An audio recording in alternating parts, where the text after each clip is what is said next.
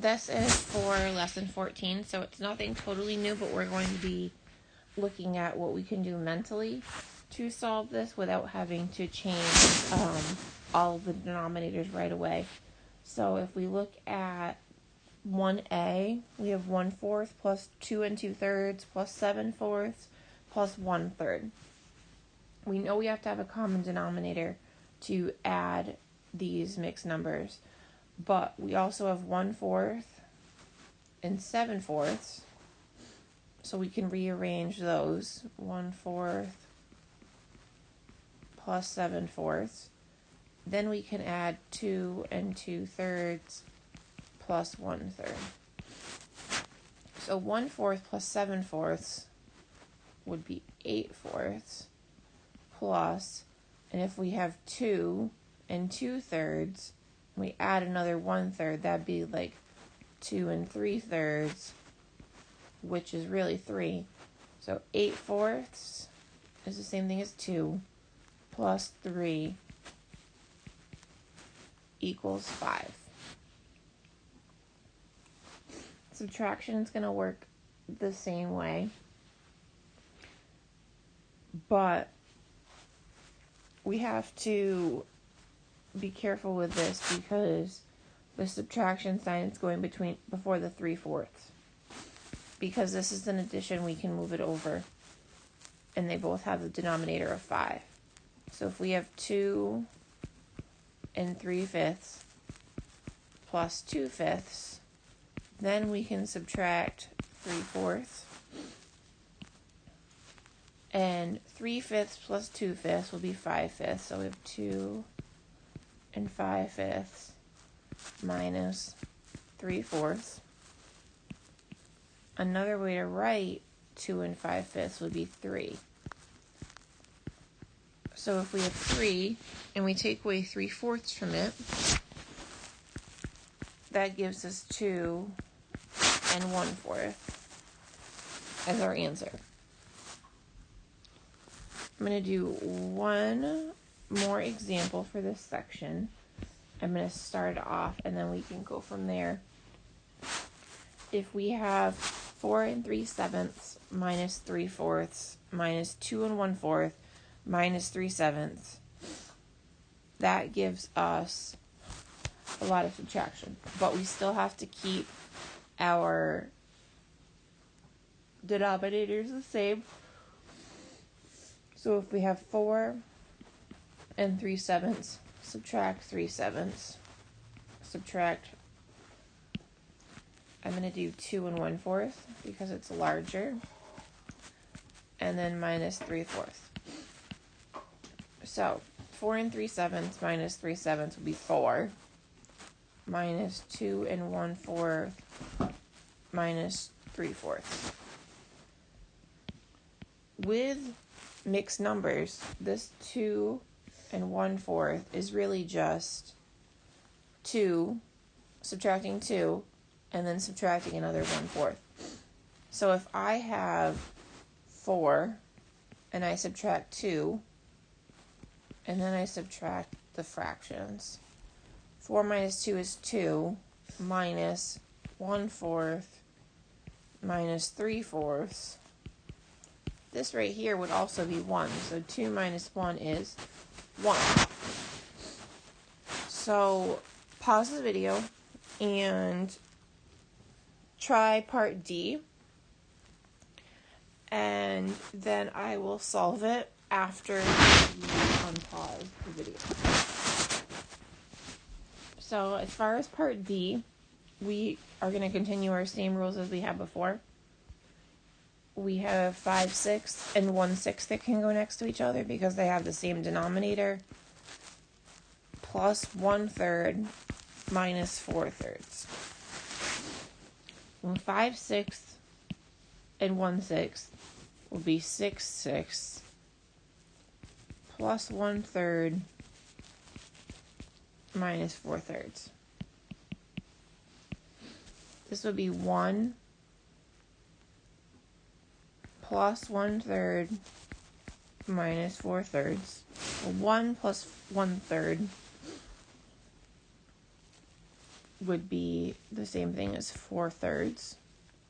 3/3 plus 1/3 would be 4/3 minus 4/3. So our answer on this one would be 0.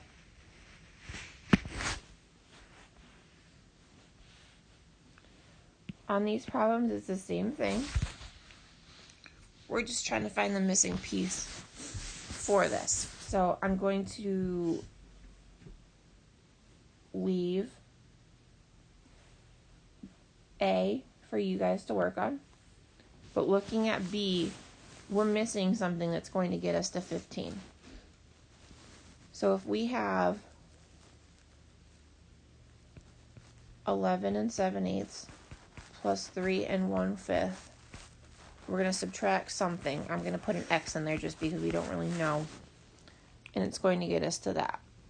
So to add these together, I'm going to need to have a common denominator, which my common denominator for 8 and 5 would be 40. So I have 11, and then that'd be times 5, times 5. So 11 35/40 plus 3, and that'd be times 8 would be 8/40 minus X, because we don't know what that is, equals 15. So if I look at this, I have 11 and 3 would be 14. And if I have 35 plus 8, that would be 43/40 minus X equals 15. Well, if I look at 43/40, I know that that is not a regular fraction. So I have to break apart this 43/40. So that would be 14 plus 1 3/40 minus X equals 15.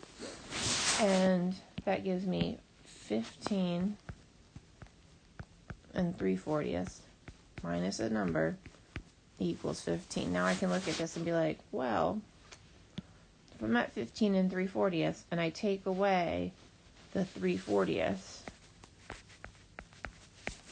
that would give me 15. So make sure you pause the video and complete part A, and then we'll continue on. So I'm going to do part C and part D, and then I'm going to leave the other ones for you guys to do. But if you wanted to try that before I do it on the video, you can pause the video and try it out, which I encourage, because then you are practicing, and then you're still going to be able to see me walk through it afterwards. So we have 5/12 minus a number plus 5/4 equals 2/3. Well, I have to look and say, okay, these are all over the place. I need a common denominator for 12, 4, and 3. So that's going to be 12. So if I have 5/12 minus a number plus, well, 4 times 3 is 12. So 5 times 3 is 15 equals times 4 times 4. It equals 8/12. So I have 5/12 and 15/12 that I can add together. That's 20/12 minus a number gives me 8/12. So I can think, well, I know they're going to have a common denominator of 12, and 20 minus X equals 8/12. Well, that would mean that X would be 12/12, because 20 minus 12 is 8, and 12/12 is the same thing as 1. So that one was pretty simple. As far as part D goes, we're going to do the same exact thing. We're going to need a common denominator.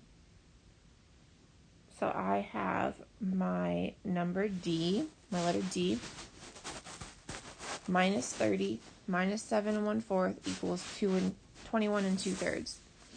A common denominator for 4 and 3 would be 12 again. So I have X minus 30 minus 7. 4 times 3 is 12, so 1 times 3 is 3, equals 21.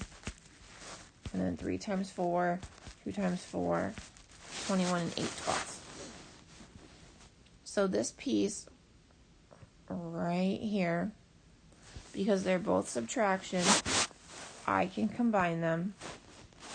So I have x minus 37, 30 minus 7 and 3/12. I'm going to look at this as 30 minus 7 is 37 minus 3/12 equals 21 and 8/12.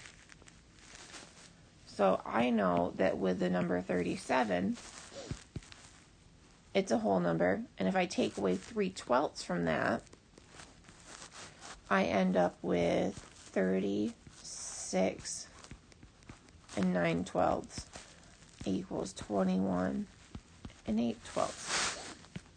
This one's a little bit harder because we don't know the number that we're starting with. But if we are taking 36 and 9/12 away from a number and we're getting another number, we can just add those together. Whoops, sorry. There we go. So if I add 36 and 9/12, I end up with 57 and 17/12, which we know not quite what we're looking for. Break this apart. We have 57 plus 1 and 5/12, so it's 58 and 5/12 for our answer on that one.